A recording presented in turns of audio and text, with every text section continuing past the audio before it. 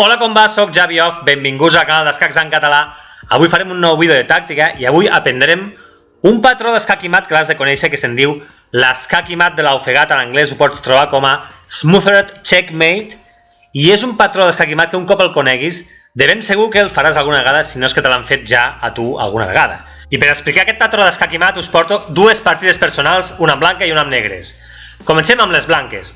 Vaig sortir de E4, obertura peó de rei, i em va contestar E6, defensa francesa, que és la tercera més popular de les negres davant l'obertura peó de rei.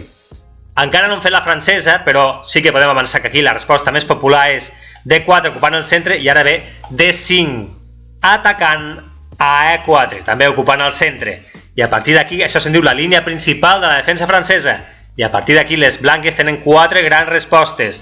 La més popular és cavall C3 defensant a E4, a partir d'aquí les negres et poden fer alfil B4, la variant binaber. La segona que et poden fer les negres davant cavall C3 és cavall F6, se'n diu la variant clàssica de la defensa francesa. I la tercera resposta més popular dels negres en aquesta posició és D per E4, se'n diu la variant Rubinstein.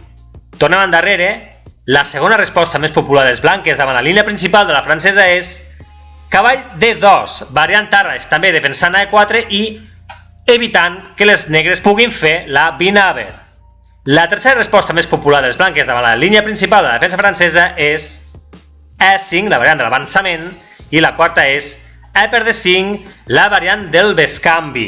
Doncs bé, jo aquí vaig moure cavall D2, variant Tarrasch, defensant a E4, em va contestar amb C5, atacant a D4, cavall de G a F3, defensant a D4, i va fer C per D4, cavall per D4, D per E4, cavall per E4. El meu rival va continuar amb cavall F6, atacant el cavall de A4, vaig fer alfil G5 clavant el cavall, alfil A7 desclavant el cavall, cavall per cavall, alfil per cavall, alfil per alfil, reina per alfil, alfil B5 escac, alfil D7, alfil per alfil escac, cavall per alfil, vaig fer enroc pel pal curt i ell va fer enroc pel pal llarg. Vaig continuar amb cavall B5, atacant el peó de A7 i va fer rei B8 defensant-lo. Doncs bé, a partir d'aquí ja podem fer l'escac i mat de l'ofegat amb la reina i el cavall. Com?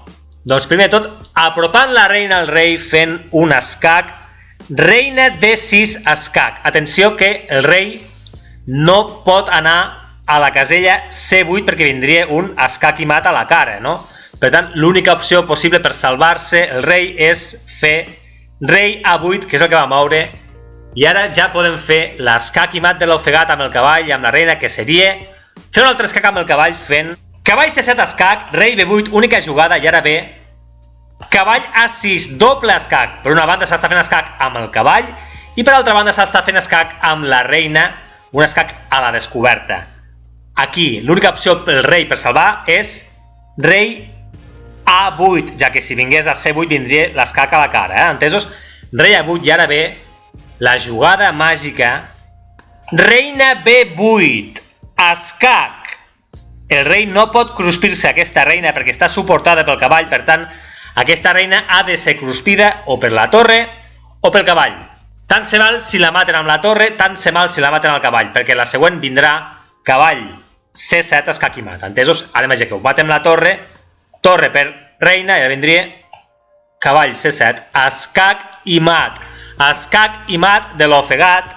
El rei és ofegat, està ofegat i no té escapatòria. Un escac molt bonic amb el cavall, un escac i mat que has de conèixer. Anem a veure un altre exemple ara amb negres. El meu rival em va sortir de E4, obertura peó de rei, i vaig contestar cavall F6, defensa Lequín, que si no recordo malament era la setena defensa més popular de les negres davant l'obertura peó de rei. Ell em va continuar amb alfil C4, que és una línia molt secundària que se'n diu la variant Kreyszig o el gambit Kreyszig. Entesos? Tot i que vull comentar que la línia més popular, la línia principal de la defensa Lequín continua amb E5 atacant el cavall que se'n retira a D5, D4 suportant el peó de E5, D6, C4 atacant el cavall que se'n retira a B6. Aquesta és la línia principal de la defensa Lequín. Entesos? Tornem endarrere. Ell va continuar amb la variant alfil C4, la variant Kreyszig, que no és gaire popular aquesta variant.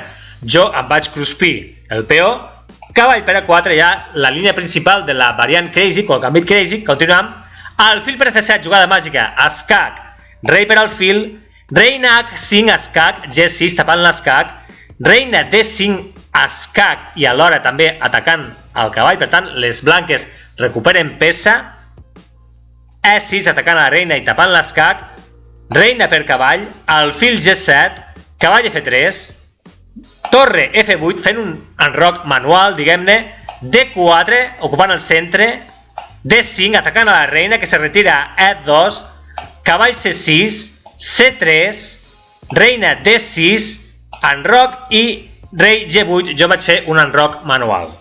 Doncs bé, el meu rival continua amb torre E1, afegint un punt de suport a la reina que estan atacant el meu peó feble E6, que és un peó endarrerit.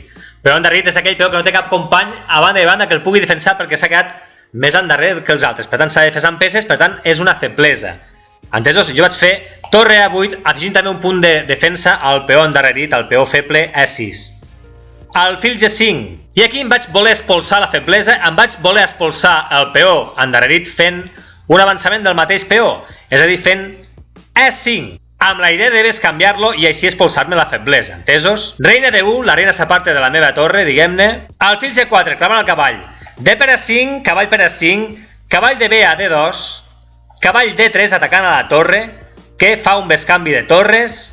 Va vindre reina B3 atacant-me al meu peó de B7 i vaig fer reina C5. Em vaig desentendre del peó i vaig atacar el peó feble F2, que amb el cavall podria aquí fer un escac i molestar, entesos? Ell em va fer cavall D4 tallant la diagonal de la meva reina, vaig fer alfil per cavall, peó per alfil i reina per peó.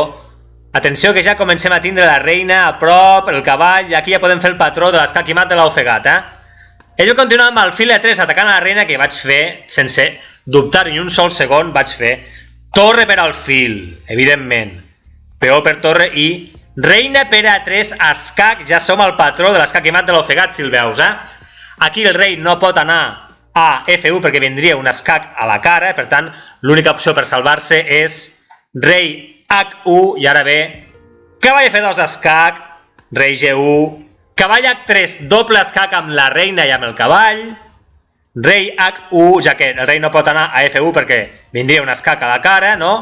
És a dir, rei H1, i ara ve la jugada màgica. Reina G1, escac, aquí el rei no pot cruspir la reina perquè està suportada pel cavall, per tant, aquesta reina s'ha de matar amb la torre, torre per reina, i ara ve el bonic i fantàstic i meravellós escac i mat de l'ofegat, que és cavall F2, escac i mat. Doncs bé, fins aquí aquest vídeo d'escacs en català. Espero que t'hagi agradat tant com a mi i ens veiem en una propera ocasió. Merci, adeu!